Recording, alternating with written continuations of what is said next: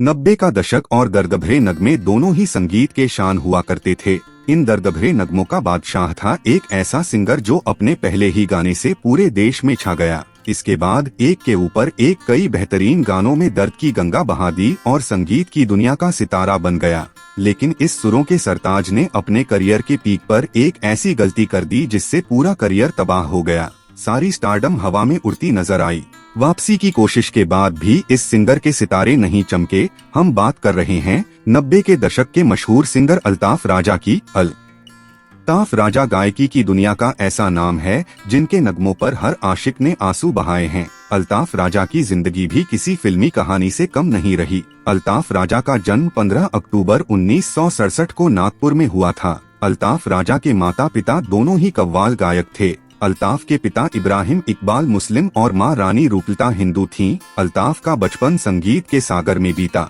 अल्ताफ जब छोटे थे तो उनका पढ़ाई में मन नहीं लगता था और उन्होंने कम उम्र में ही स्कूल छोड़ दिया। इसके बाद अल्ताफ दोस्तों के साथ इधर उधर घूमा करते थे। जब अल्ताफ बड़े होने लगे तो उनके माता पिता को उनकी जिंदगी की चिंता सताने लगी। अल्ताफ की मां ने उन्हें दर्जी का काम सीखने की सलाह दी, लेकिन अल्ताफ की किस्मत की कहानी अभी लिखना बाकी था। एक दिन अल्ताफ बाहर से घूमकर घर आए और घर में एक गाना बज रहा था। लता मंगेशकर और मन्ना डे रेडियो पर दिल की गिरह खोल दो गाना गा रहे थे। अल्ताफ को ये गाना बहुत पसंद आया। इसके बाद अल्ताफ ने भी संगीतकार बनने का सपना देख लिया। अल्ताफ ने अपनी मां से इसका जिक्र किया तो उन्होंने अल्ताफ को संगीत की ट्रेनिंग लेने के लिए भारतीय विद्यापीठ विश्वविद्यालय में भेज दिया। संगीत की ट्रेनिंग लेकर अल्ताफ गानों की दुनिया में अपनी जमीन तलाश रहे थे।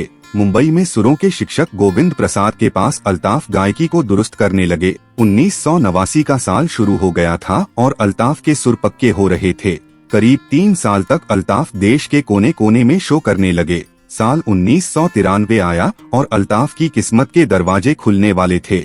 अल्ताफ राजा के एक शो में वीनस कंपनी के कव्वाल मोहम्मद सैफी नियाजी भी मौजूद थे। सैफी ने अल्ताफ की आवाज सुनी और दंग रह गए। इसके बाद अल्ताफ को वीनस कंपनी में ऑडिशन के लिए बुलाया गया। ऑडिशन में पास होने के बाद 1993 में अल्ताफ राजा का एक म्यूजिक एल्बम सजदा रब को कर ले रिलीज किया गया।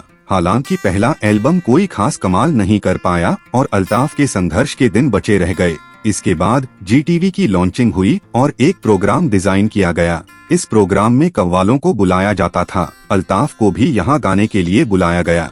यहाँ अल्ताफ ने अपना गाना तुम तो ठहरे परदेशी गाया। ये गाना पहले ही दिन में पूरे देश में छा गया। फिर साल आया 1995 का और अल्ताफ के हाथ लगा एक सोलो एल्बम। इस एल्बम में सारे गाने अल्ताफ ने गाए और ये रातों रात हिट हो गया। इस एल्बम का गाना तुम तो ठहरे परदेशी मुंबई से लेकर गांव अंचलों तक पॉपुलर हो गया। 1997 में रिलीज हुए इस एल्बम की लाखों कॉपियां रातों रात बिक गई। इसके बाद अल्ताफ राजा को मिथुन चक्रवर्ती स्टार फिल्म शपथ फिल्म में गाना गाने का मौका मिला। 1997 में रिलीज हुई इस फिल्म में कुल 5 गाने थे, जिसमें से एक गाने को अल्ताफ ने गाया था। इस गाने का नाम था इश्क और प्यार का मजा लीजिए। इस गाने ने इतनी पॉपुलरिटी बटोरी कि लोग मिथुन को भूलकर अल्ताफ की बात करने लगे। इसके बाद अल्ताफ का करियर चल निकला और एक के बाद एक कई बेहतरीन गाने दिए। अल्ताफ के गाने ट्रकों से लेकर ऑटो रिक्शा की शान बन गए। खूबसूरत चेहरा और गाल पर डिम्पल देख फिल्म मेकर्स ने अल्ताफ राजा को एक्टिंग के भी मौके देने शुरू कर दिए।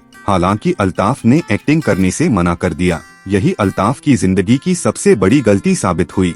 अल्ताफ ने एक्टिंग करने से मना किया और फिल्म मेकर्स का दिल खट्टा हो गया। 10 साल के अंदर ही अल्ताफ राजा का करियर ढलान पर आ गया। धीरे धीरे लोग अल्ताफ को भुलाने लगे। अल्ताफ ने वापसी की भी कोशिश की लेकिन सफल नहीं रहे। अब अल्ताफ अपने प्राइवेट शो करते रहते हैं। अल्ताफ का लंबे समय से कोई फेमस गाना रिलीज नहीं हुआ है। दोस्तों, ये रहे मशहूर सिंगर अल्ताफ राजा।